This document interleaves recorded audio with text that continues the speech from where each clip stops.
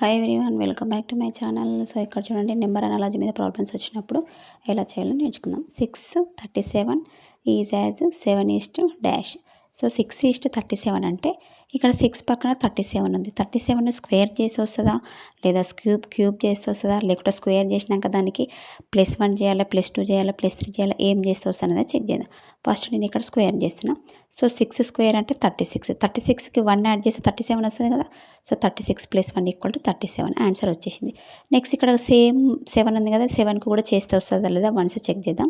So 7 square అంటే 49. 49కి 1 add చేయాలి కదా, మరి ఇక్కడ 1 యాడ్ చేసినాం కదా.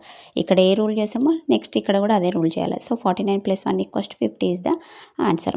మనకి ఇచ్చిన ఆప్షన్లో ఆన్సర్ 50 ఉందా, ఇక్కడ ఉన్నది option A is the answer. So ఇలాంటి ప్రాబ్లమ్స్ వచ్చినప్పుడు ఏ స్క్వేర్ చేస్తే వస్తుందా, క్యూబ్ చేస్తే వస్తుందా, లేకపోతే డైరెక్ట్ చేస్తే వస్తుందా లేదా అనేది వన్స్ చెక్ చేసిన తర్వాత ఇలాంటి ప్రాబ్లమ్స్ అనేవి చేయాలి. ఓకేనా, ఇలాంటి ప్రాబ్లమ్స్ వచ్చినప్పుడు ఈజీ వేలో చేయాలి. నా వీడియో మీకు నచ్చినట్టయితే లైక్ చేయండి, షేర్ చేయండి, సబ్స్క్రైబ్ చేయండి. Thank you.